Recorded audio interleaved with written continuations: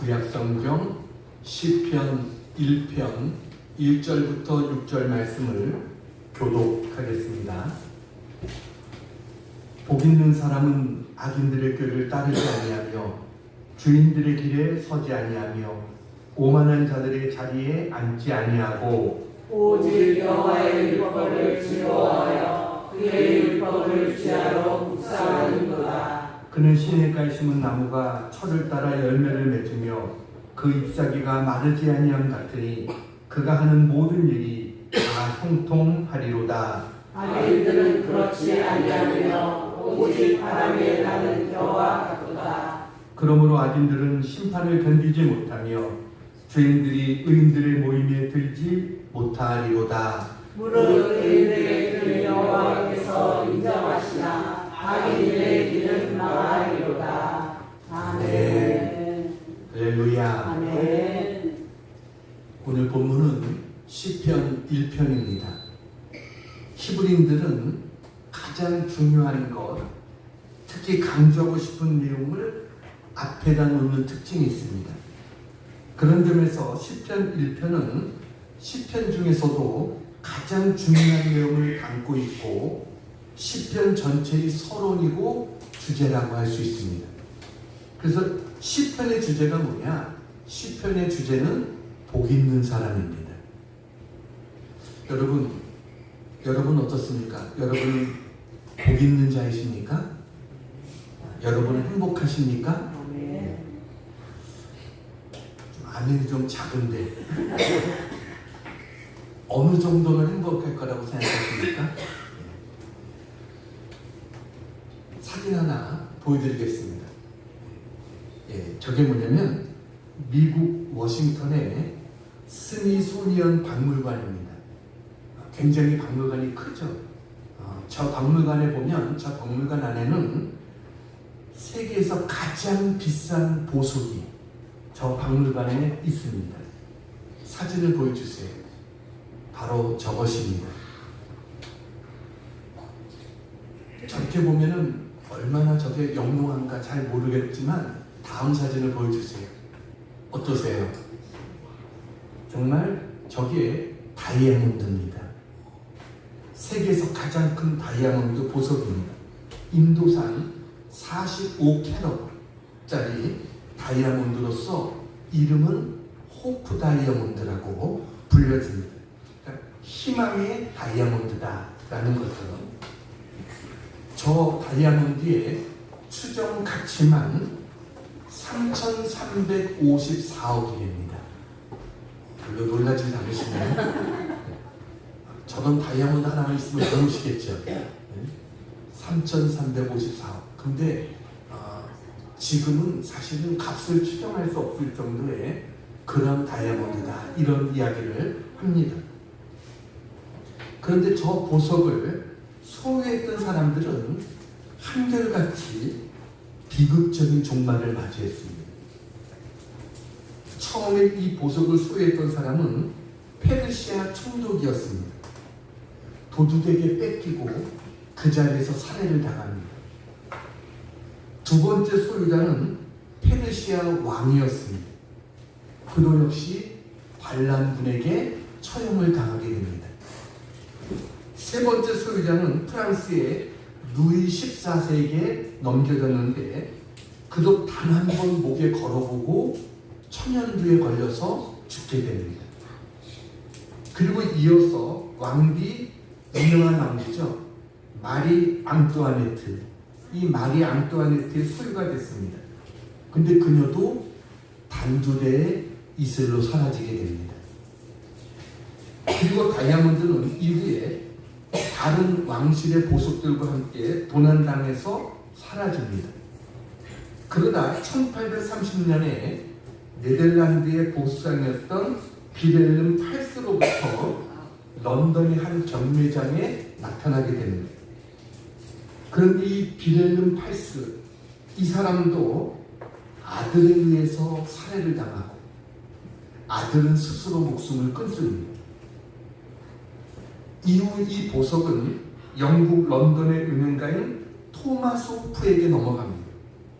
그래서 그의 이름을 따서 토마스 호프 다이아몬드다 이렇게 불려지게 됩니다. 그러니까 희망의 다이아몬드가 됐으면 좋겠다라는 그런 그 마음으로 호프 다이아몬드라고 이름이 붙여지지만 그로부터 이 호프의 가문도 몰락하게 됩니다. 그 많던 재산 다 날리고 그의 후손은 빚을 갚기 위해서 이 보석을 판매합니다. 이후에 1911년에 미국의 사업가였던 네드 멀린이라는 사람이 15만 4천 달러에 구입해서 아내에게 선물합니다. 그런데 아들이 교통사고로 죽고 아내와는 이혼하게 되고 그 사람은 알코올 중독에 정신 이상이 겹쳐서 결국 사망합니다. 이후에 뉴욕의 명품 보석 브랜드의 창립자였던 헨리 윈스턴이 구입을 해가지고 근데 이 다이아몬드의 내용을 알게 됐어요. 지금까지 다이아몬드를 가진 사람들이 어떻게 했다 이걸 알았습니다. 그래가지고 비극을 막고자 미국 워싱턴에 아까 나왔던 스미소니언 박물관에 돈까지 얹어서 그리고 이것도 직접 자기가 전해주는 게 아니라 소표 우편으로 그곳에 기증을 하게 됩니다. 그래서 아까 나왔던 그 박물관에 지금까지 이것이 기증이 되어져 있습니다. 어때요? 그래도 갖고 싶습니까? 우리는요 가지고 싶은 거 다 가지면 남들보다 좀 더 가지면 남들이 갖지 못한 거 가지면 우리는 행복할 거라고 생각합니다. 그런데 기억하십시오. 여건이 환경이 나를 행복하게 해주는 것이 아닙니다. 행복은 나 자신에게 있는 것입니다.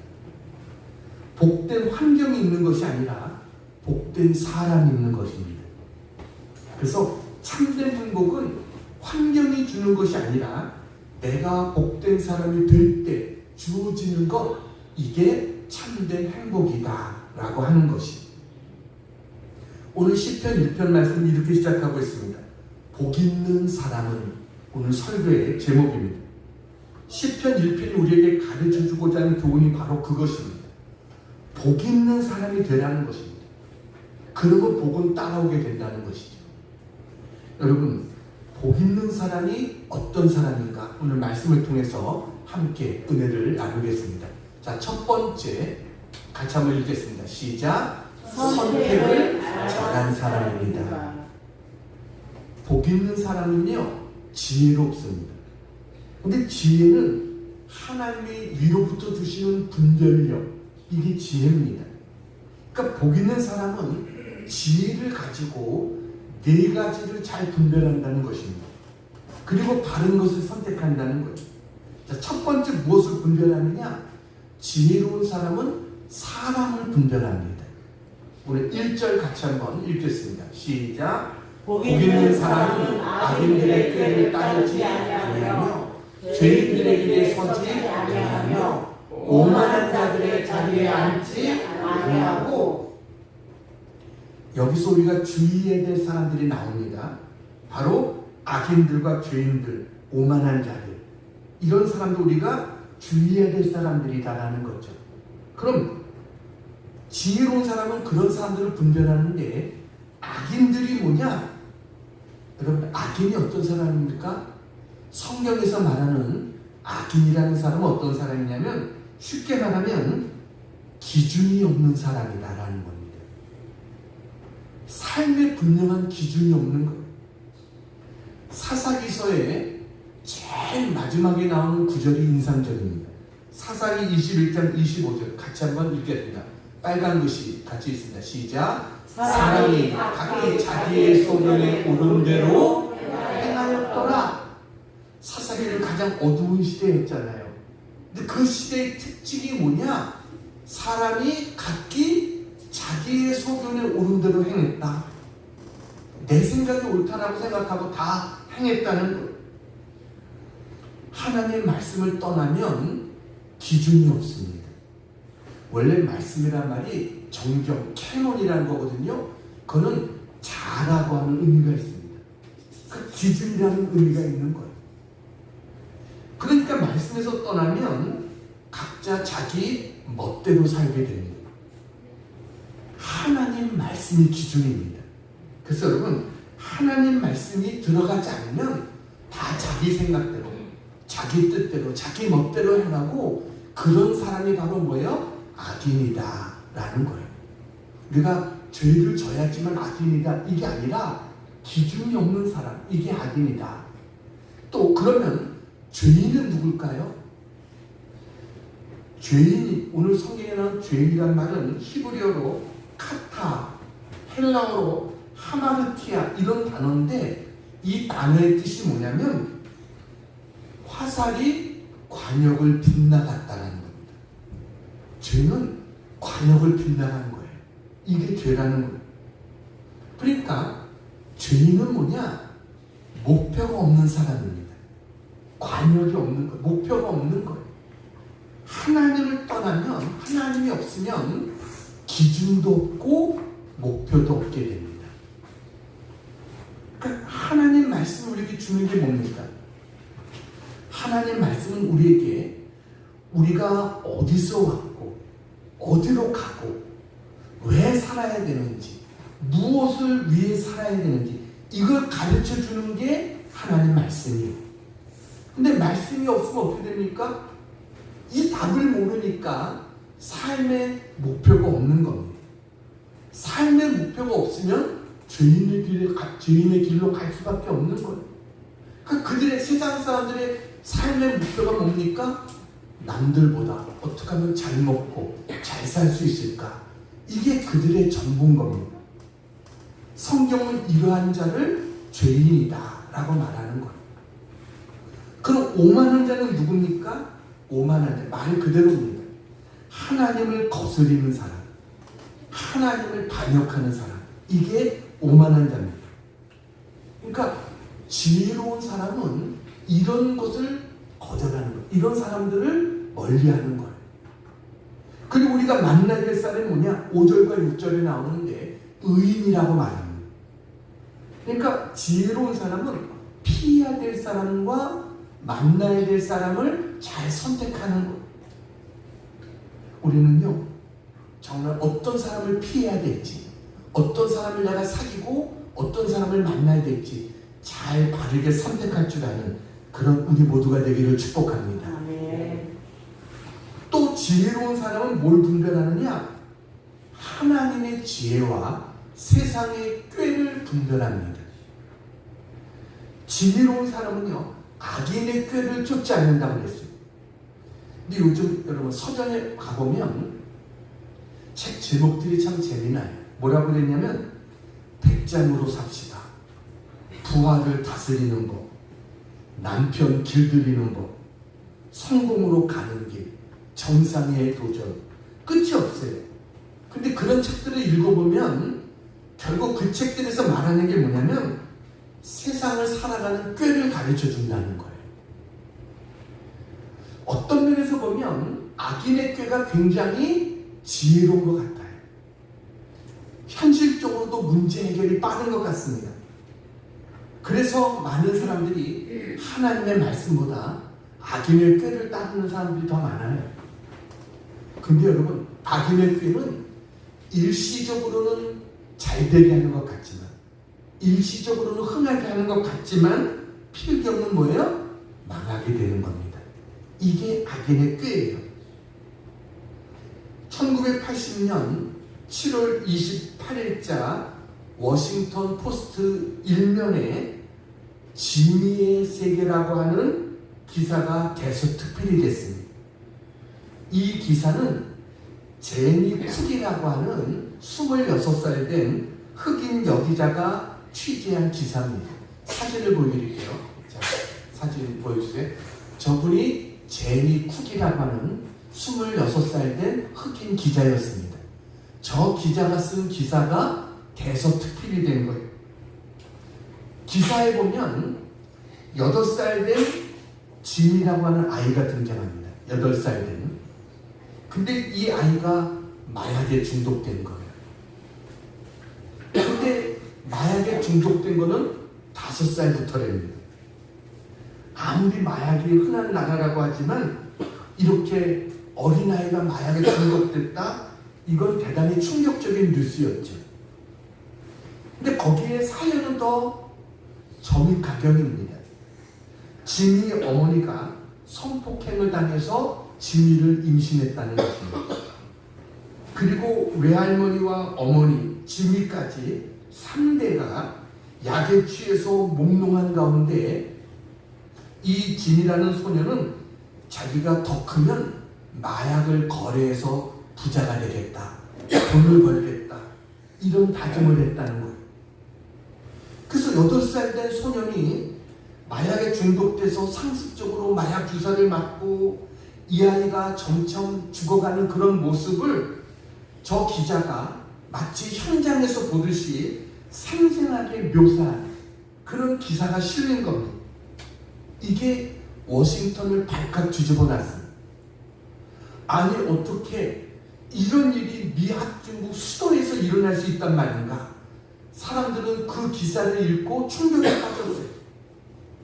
그리고 그 기사 때문에 저 제니 쿡이라고 하는 저 기자는 일약 유명한 기자가 되고, 그래서 미국 신문 기자들의 최고의 명예, 기자들의 노벨상이라고 하는 퓰리처 상까지 수상하게 됩니다. 그런데 그 이후에 문제가 생겼습니다. 여론들이 경찰을 공격하기 시작한 겁니다. 아니, 어린 소년이 그렇게 될 때까지 경찰은 도대체 무엇을 하고 있었는가라는 것.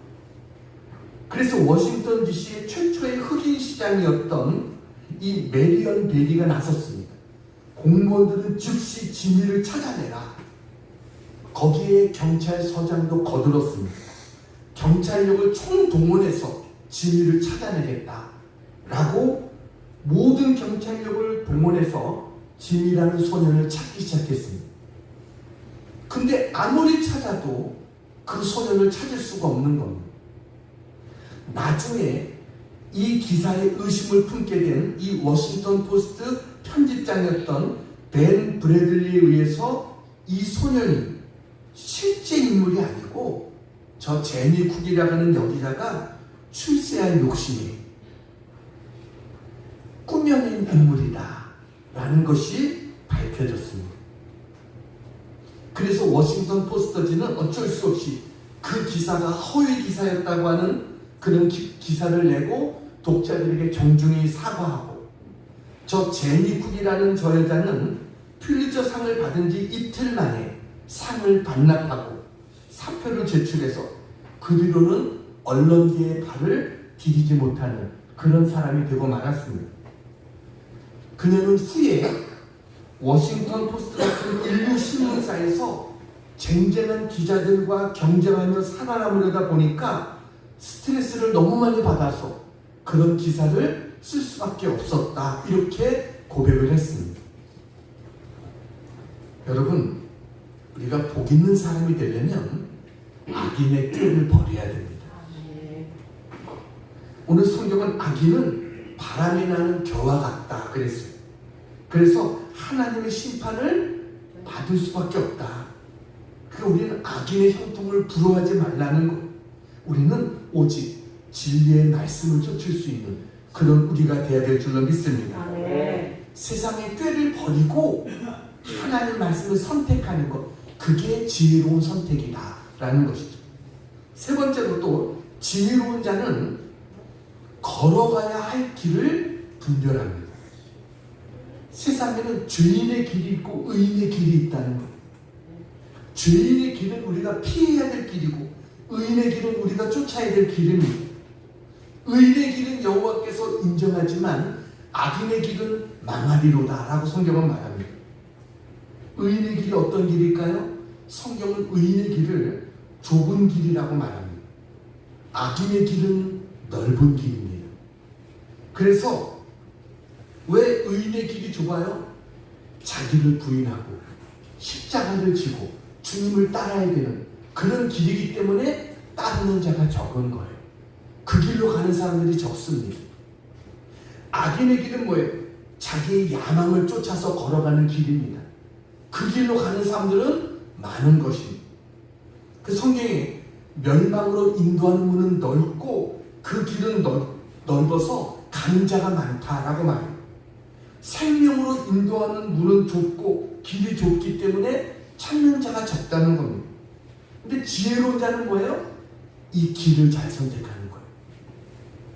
우리가 걸어가야 될 길이 어느 길인가? 그 길을 선택하는 거예요.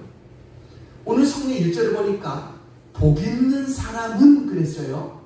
이거는 단수죠. 그 사람이 적기 때문에. 근데 뭐예요? 악인들이라고 말합니다. 죄인들, 오만한 자들 다 복수로 되어 있어요. 그쪽을 가는 길들은 사람이 찾는 사람들이 많은 것. 그러나 복 있는 사람은 이건 단수예요. 이 길을 가는 사람은 적다는 거예요. 우리는요, 우리가 걸어가야 될 길을 잘 선택할 줄 아는 그런 우리 모두가 되어야 될 줄로 믿습니다. 잠언 4장 18절 19절 같이 한번 읽겠습니다. 시작. 의인의 길은 돋는 햇살 같아서 크게 빛나 한낮의 광명에 이르거니와 악인의 길은 어둠 같아서 그가 걸려 넘어져도 그것이 무엇인지 깨닫지 못하느니라. 아멘. 의인의 길과 악인의 길이 이렇게 다릅니다. 여러분, 우리는 의인의 길을 걸어가서 마치 아침 해가 돋는 것 같은 그런 희망찬 삶이 되기를 주님의 이름으로 축복합니다. 네. 또 지혜로운 자는 어떤 사람이냐? 서야 될 자리와 앉아야 될 자리를 잘 분별한다는 겁니다. 그래서 죄인의 길에 서지 않고 오만한 자의 자리에 앉지 않는다라고 말씀했어요. 그러니까 여기가 내가 서야 될 자리인지 앉아야 될 자리인지 이거를 분별한다는 것입니다. 근데 반대로 뭐예요? 교만한 자, 오만한 자 이런 사람들은 그걸 분별하지 못합니다. 사탄은요, 왜 사탄이 됐어요? 천사가 타락해서 사탄이 됐습니다. 하나님을 돕는 천사였던 루시퍼가 하나님 자리를 탐내다가 하늘에서 쫓겨나게 됩니다. 그게 바로 마귀입니다. 여러분, 천사가 타락해서 마귀가 된 거예요. 우리는 어디가 있어야 될 자리인지, 내가 서야 될 자리인지, 앉아야 될 자리인지 잘 분별할 줄 아는 그런 우리 모두가 되어야 될 줄로 믿습니다. 그래서 오늘 첫 번째, 복 있는 사람은 선택을 잘한 사람이다. 뭘 선택했어요? 사람을 잘 선택했어요. 또 꾀가 아니라 지혜를 선택했어요. 걸어가야 될 길을 선택했어요. 넓은 길이 아니라 좁은 길을 선택했어요. 앉아야 될 자리인지 아닌지, 내가 서야 될 자리인지 아닌지 이것을 바르게 선택했어요. 그와 같은 우리 모두가 되기를 주님의 이름으로 축원합니다. 자, 두 번째, 복 있는 사람은 어떤 사람이냐? 자, 같이 있습니다. 시작. 말씀을 주야로 묵상하는 사람입니다. 자, 우리 2절 같이 한번 읽겠습니다. 2절 시작. 오직 여호와의 율법을 즐거워하여 그의 율법을 주야로 묵상하는도다. 하나님이 주시는 복을 누리는 비결은 한 가지라는 거예요. 그래서 저 앞에 오직이라고 말하고 있어요. 오직. 이건 뭐예요? 유일하다는 거예요. 다른 길이 없다는 거예요. 믿음이 어디서 납니까? 믿음은 들음에서 납니다. 들음은 그리스도의 말씀으로 말미암는다라고 했어요. 근데 반대로 의심도 들음에서 납니다. 그거는 세상의 말을 듣느냐, 마귀의 말을 듣느냐, 여기에 따라서 의심이 나오는 거예요. 그러니까 우리가 믿음을 얻고 믿음을 지키고 믿음을 키우기 위해서는 하나님 말씀을 들어야 돼요. 여기에 복이 있는 거예요. 여러분, 읽는 것과 묵상하는 것이 무엇이 다를까요? 사람들이요, 만화책을 읽는다고 말합니까? 묵상한다고 합니까? 만화책을 묵상하는 사람은 없습니다. 소설책도 그렇습니다. 여러분, 잡지도 마찬가지입니다. 읽기만 하지 묵상하지 않습니다. 왜냐면 묵상한다고 거기서 특별히 얻어지는 게 없는 거예요. 그냥 보고 즐기고 소비하고 끝나는 겁니다. 그 이후에 다른 것이 물론 우리에게 아주 유익이 없진 않겠지만 그냥 그것으로 끝나는 거예요. 근데 성경 말씀은 뭐예요? 읽으라는 것이 아니라 묵상하라는 거예요. 묵상하면 할수록 떠오르는 영감과 지혜와 하나님의 은혜가 있다고 하는 것입니다. 이것이 성경이 세상의 문학과 세상의 책들과 다른 이유인 것입니다. 하나님 말씀은 묵상할수록 은혜가 있어요. 하나님 말씀이기 때문에 그런 거예요. 제가 새벽마다 성경을 한 장씩 말씀을 강해합니다.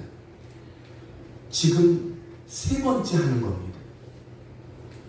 지금 우리 교회가 개척하고 3번째. 이 성경 말씀 한번 다 묵상하려니까요, 한 6년 정도 걸릴 것 같아요. 근데 이 말씀을 묵상하니까 한 번 묵상할 때랑 2번째 내가 또 같은 말씀을 또 묵상하고 전할 때랑 3번째 지금 또 말씀을 묵상하고 전할 때랑 다르습니다. 듣는 여러분은 다르지 않습니까? 이 말씀이 다른 거예요. 내가 그렇게 하나님 말씀을 묵상했었는데도 또다시 이 말씀이 또 새로운 말씀으로 또 내게 와서 깨달아지고 은혜가 되어지는 거예요. 이게 하나님 말씀인 거예요. 묵상이 뭐예요? 묵상은 소의 되새김질 같은 거예요. 그러니까 소가 한번 그 풀을 먹으면 그냥 끝나지 않죠. 이게 내려갔다가 또다시 끌어올려서 또 씹습니다. 또 넘겨요. 그리고 또다시 되새겨서 또 그것을 씹어서 넘깁니다. 이게 묵상인 것입니다. 하나님 말씀은 여러분 묵상해야 된다는 거예요. 한 번 들은 것으로서 나 이 말씀 다 아는 말씀이야. 그게 아니에요. 하나님 말씀을 다 아는 게 아니에요. 여러분 하나님 말씀을 깊이 묵상하다 보면 거기서 전에 우리가 알지 못했던 깨닫지 못했던 하나님의 지혜를 얻게 되는 줄로 믿습니다. 말씀이 내게 피가 되고 살이 돼요. 말씀이 우리에게 생명을 줘요. 그래서 하나님 말씀을 묵상하는 사람은 복된 사람이다. 여러분 복된 사람이 되면 어디에 가도 복이 있는 거예요. 오직 여호와의 말씀을 즐거워하여 여호와의 율법을 즐거워하여. 이게 뭐예요? 여러분 말씀을 즐거워할 수 있는 자가 되기를 축복합니다. 어떤 사람이요, 자기는 죽으면 꼭 지옥 갈 것 같더래요. 근데 정말 죽었어요. 그래서 이제 하늘나라에 갔어요. 그랬더니 베드로가 그럽니다. 너 지옥 갈래? 천당 갈래? 그러는 거예요. 이렇게 고마울 때가 어디 있어요?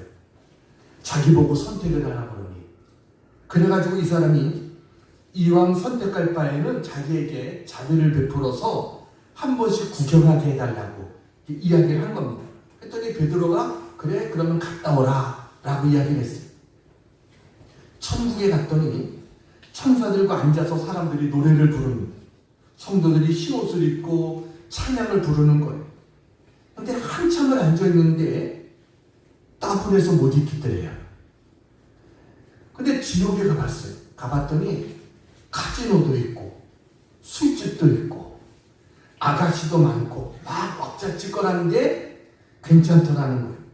그래서 이 사람이 다시 하늘나라에 와서 말하는 거예요. 베드로에게. 저는 아무래도 지옥 체질인 것 같은데 저는 지옥을 선택하겠습니다 라고 말했어요.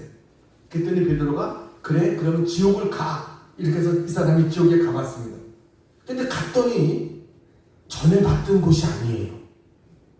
컴컴하고 뜨거운 곳에서 고통을 받고 있는 거예요. 그래서 여기는 내가 지난번에 왔던 곳과 너무 다르지 않습니까? 라고 이야기를 했어요. 그랬더니 천사가 설명을 합니다. 그때는 관광 비자로 왔고 지금은 영주권으로 왔기 때문에 이렇게 다른 거다. 이렇게 이야기를 한 겁니다. 유행가 하나 하겠습니다. 천국은 아무나 가나, 사랑은 아무나 하나, 이런 노래가 있잖아요. 맞잖아요. 천국은 아무나 가나? 천국은 아무나 가는 게 아니에요. 천국 체질이 돼야 가는 거예요. 안 그래요? 찬송 부르기 싫은데, 말씀 듣는 게 싫은데 어떻게 천국에 가겠어요? 천국에 가서도 못 견디겠죠. 여러분, 그러니까 천국은 아무나 가는 게 아니에요. 세상에 술집이 좋고 노는 게 좋고 도박하는 게 좋고 이런데 어떻게 천국에 가 있을 수가 있겠어요? 여러분, 성경은 어떤 사람이 복 있는 사람이냐? 오직 여호와의 율법을 즐거워하는 사람. 말씀이 즐거운 것, 그게 복이라는 것이. 하나님을 사랑하는 자는요, 말씀이 즐겁습니다. 내가 하나님을 사랑하느냐 안 하느냐 어떻게 알 수 있느냐? 말씀이 내가 즐거운가 안 즐거운가 이거 보면 알 수 있는 거예요. 그러니까 복 있는 사람은 말씀이 나의 삶을 제한한다고 느끼지 않아요. 근데 믿음이 없는 사람은 어때요? 말씀이 이것도 못하고 저것도 못하고 말씀이 내 삶을 제한하는 것 같이 느껴지는 거예요. 근데 여러분, 말씀은요, 우리 인생의 레일과 같습니다. 기차 바퀴가 가는 레일과 같은 거예요. 여러분, 기차가 레일 위를 달릴 때가 자유롭지 레일을 벗어나면 어떻게 됩니까? 탈선하는 거죠. 그러니까 레일은 기차에게 부담이 아닌 거예요. 레일이 있기 때문에 더 빨리 갈 수 있고 안전하게 갈 수 있는 겁니다. 하나님 말씀이 우리 삶의 레일인 것입니다. 네. 우리는 그 위를 달려야 되는 거예요. 말씀이 즐겁고 말씀을 주야로 묵상할 때 하나님께서 우리에게 뭐예요? 너의 삶이 복이 있다라고 말씀하시는 거예요. 여러분, 우리는 복을 받을 사람이 아닙니다. 우리는 복 받기를 다 원하죠. 복을 받을 사람이 아니에요. 이미 복을 받은 사람입니다.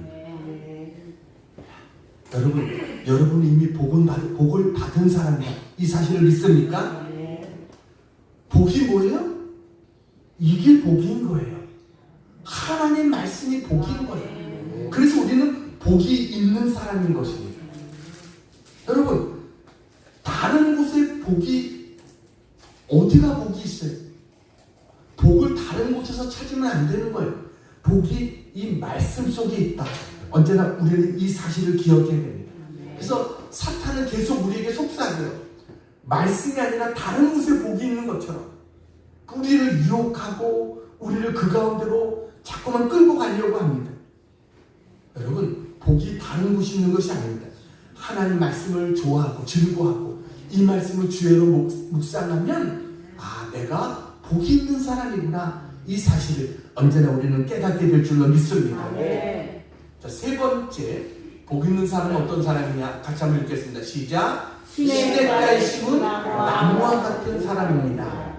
복 있는 사람은 시냇가에 심은 나무와 같은 사람입니다. 3절 같이 한번 읽겠습니다. 3절 시작. 그는 시냇가에 심은 나무가 철을 따라 열매를 맺으며 그 잎사귀가 마르지 아니함 같으니 그가 하는 모든 일이 다 형통하리로다. 아멘. 오늘 시편 기자는요, 복 있는 사람이 어떤 사람이냐 우리에게 그림처럼 보여줍니다. 그게 뭐예요? 시냇가에 심은 나무, 이것과 같은 사람이 복 있는 사람이다 라는 거예요. 어떤 곳에 큰 시내가 흐르고 있습니다. 이 시내는 가물어도 마르지 않는 그런 시내입니다. 그런데 시냇가에 심은 나무라고, 빨간 글씨로 그랬죠. 시냇가에 심은 나무다. 다시 말하면 처음부터 그곳에서 난 나무가 아니에요. 어쩌다가 거기서 생겨난 나무가 아닙니다. 누군가가 계획이 있고 목적이 있어서 시냇가에 심은 나무입니다.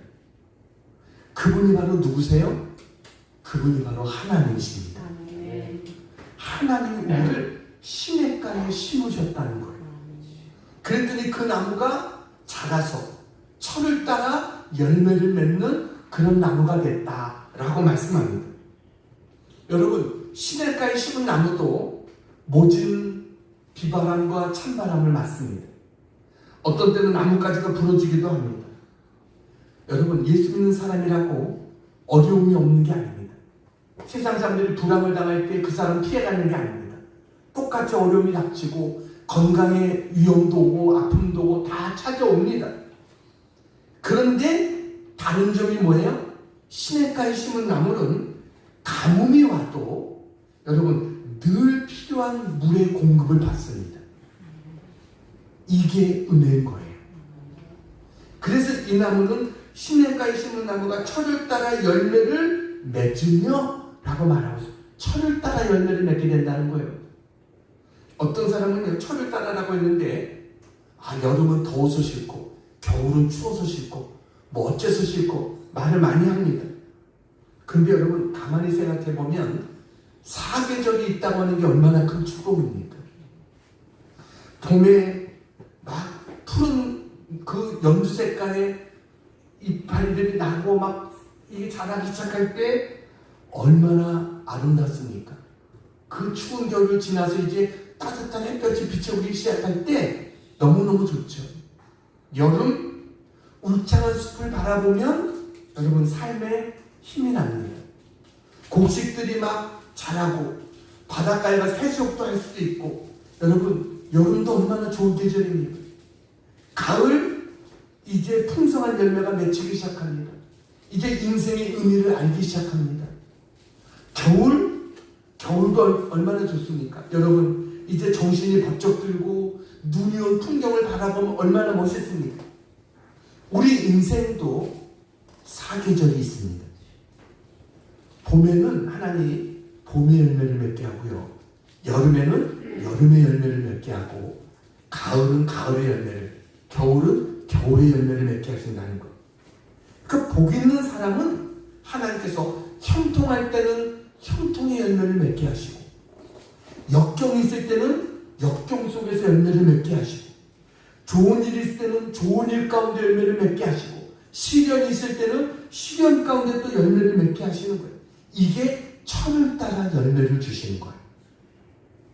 그러니까 우리는 문제가 없을 때만 좋은 열매가 맺힐 거다라고 생각하지만 하나님은 아니에요. 하나님은 모든 것을 통해서 좋은 열매를 맺게 하시는 그분이 하나님이신 것을 믿으시기 바랍니다. 시냇가에 심은 나무와 같은 나무는 그와 같은 열매를 맺는다라고 말하고 있습니다. 그래서 오늘 결론입니다. 시냇가에 심은 나무에게 주시는 축복이 있다는 거예요. 복 있는 사람에게 주시는 축복이 있다는 거예요.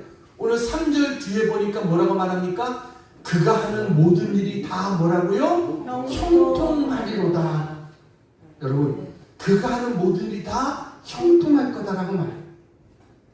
창세기 39장 2절 3절에 보면 요셉의 형통에 대해서 말합니다. 같이 한번 읽어볼까요? 시작. 여호와께서 요셉과 함께 하심으로 그가 형통한 자가 되어 그의 주인 애굽 사람의 집에 있으니 그의 주인이 여호와께서 그와 함께 하심을 보며 또 여호와께서 그의 범사에 형통하게 하심을 보았더라. 여러분 형통이라는 말은 문제가 없다는 게 아닙니다. 문제 가운데서도 형통이 있다는 거예요. 요셉은요 구덩이에 던져졌어도 형통했습니다. 애굽에 팔려갔어도 형통했습니다. 보디발의 가정에서 종살이 할 때도 형통했고 억울하게 감옥살이 할 때도 형통했어요. 그리고 애굽의 총리가 됐을 때도 형통했어요. 그러니까 좋을 때만 형통한 게 아니라 어떤 상황 가운데서도 요셉은 형통한 삶을 사는 거예요. 왜요? 하나님이 함께 하셨기 때문에. 그는 어디로 가든지 형통했어요. 그는 축복의 통로가 됐어요. 그래서 자기의 복을 나눠주는 삶을 사는 사람, 이게 바로 요셉이다라는 것입니다. 형통은 그와 같은 거예요. 또 하나의 복이 있어요. 오늘 6절에 보면 6절 같이 한번 읽겠습니다. 시작. 무릇 의인들의 길은 여호와께서 인정하시나 악인들의 길은 망하리로다. 여러분 왜 의인이 복을 받습니까? 하나님이 그 길을 축복해 주기 때문에 그렇습니다. 근데 악인은 망할 수밖에 없습니다. 왜요? 하나님이 그 길을 인정하지 않으시기 때문에 그렇습니다. 제멋대로 살다가 결국은 망하는 거예요. 여러분, 우리는 무엇보다도 하나님의 인정을 받는 자가 되기를 축복합니다. 아멘. 이제 한 가지 이야기하고 마치려고 합니다. 두 청년이 있었습니다. 어느 주일날 두 청년이 술집에 가서 술이나 마시면서 토크를 할 생각으로 술집을 향해서 걸어가고 있었습니다. 근데 공교롭게도 그들은 교회 앞을 지나가게 됐습니다. 때마침 저녁 집회를 알리는 교회 종소리가 은은하게 퍼지기 시작했습니다. 이 종소리가 한 청년의 마음속에 깊이 와닿게 됐습니다. 교회 정문에는 예배를 알리는 게시판이 있었고 거기에 보니까 그날 설교의 제목이 써 있었어요. 설교의 제목은 죄의 싹은 사망이라. 이런 설교의 제목이 써 있었습니다. 이것을 보고서 이 청년은 마음에 찔려서 도저히 술집으로 갈 수가 없었어요. 그래가지고 자기 친구에게 권했어요. 여보게, 우리 다른 날도 아니고 주일날 술집에 가서 술 마시며 도박판에 끼어든다는 것은 아무래도 마음에 내키지 않네. 그러니 술집이랑 다른 날에 가도록 하고 오늘은 우리가 예배를 드리도록 하세. 이렇게 이야기를 했어요. 그랬더니 그 친구는 친구의 말을 듣지 않았어요. 결국 옥신각신하다가 두 사람은 거기서 갈라졌어요. 한 사람은 교회로 가고 한 사람은 술집으로 갔어요. 그런데 교회로 간 그 청년은 교회 가서 하나님의 말씀을 듣고 회개하고 새 사람이 된 거예요. 그의 집은 가난했습니다. 아버지는 일찍 돌아가시고 홀로 어머니를 모셔야 됐어요. 그래서 그는 대학도 진학하지 못했습니다. 그 대신 법률회사에 사무원으로 취직해가지고 성실히 일하고 틈틈이 법률 공부를 했습니다.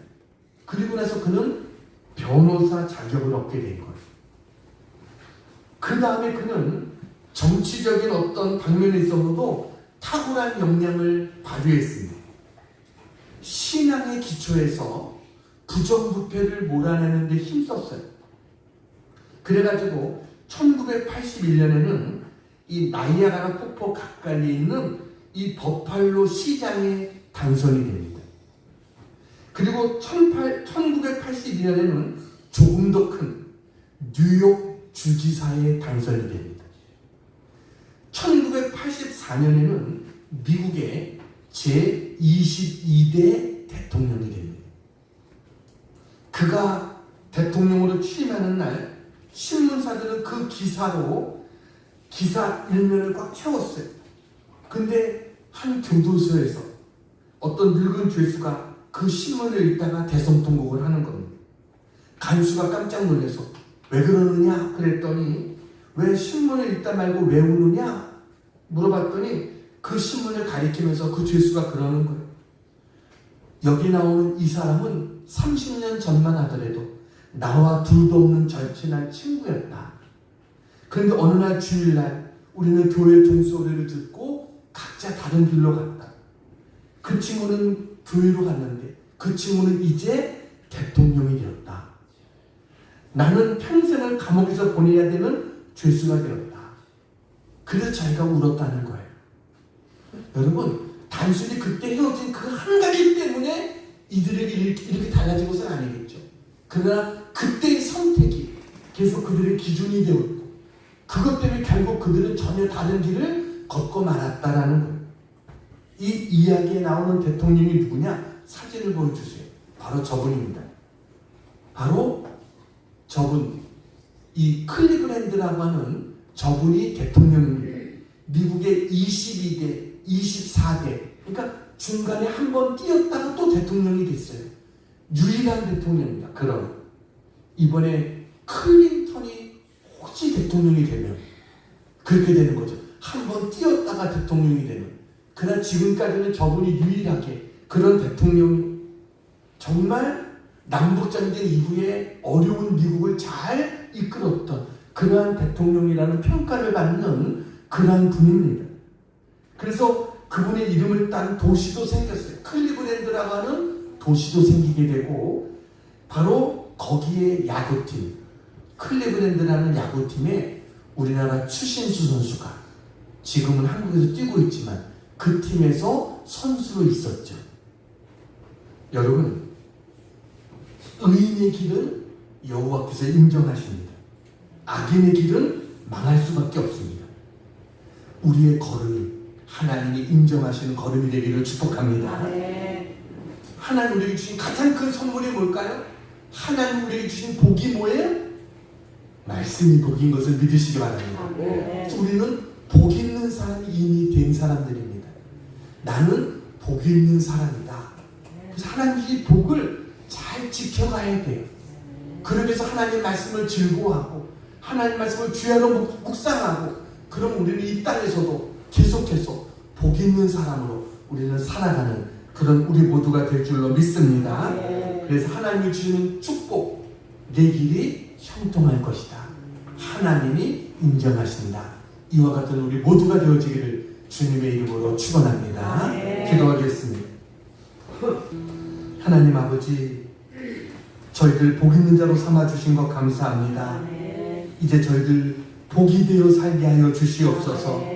축복의 근원, 축복의 통로가 되기를 원합니다. 여기 모인 당신의 사랑하는 종들에게 하늘의 위로와 하늘의 복을 내려주시옵소서. 시냇가에 심은 나무와 같이 형통한 삶이 되게 하시고 하나님의 인정을 받는 삶들이 되게 해 주시옵소서. 하나님 저들의 길을 지도하여 주시옵소서. 그래서 새 일을 행하시는 하나님을 증거하는 저들 되기를 원합니다. 하나님의 임재 안에서 큰 일을 이루게 해 주시옵소서. 놀라운 은혜와 축복이 넘치는 자들이 되게 해 주시옵소서. 남을 위로하는 사람들이 되게 하시고 남을 살리는 사람들이 되게 하시고 다른 사람들에게 축복을 나누는 그러한 저희들 다 되게 해 주시옵소서. 예수님의 이름으로 기도하옵나이다. 아멘.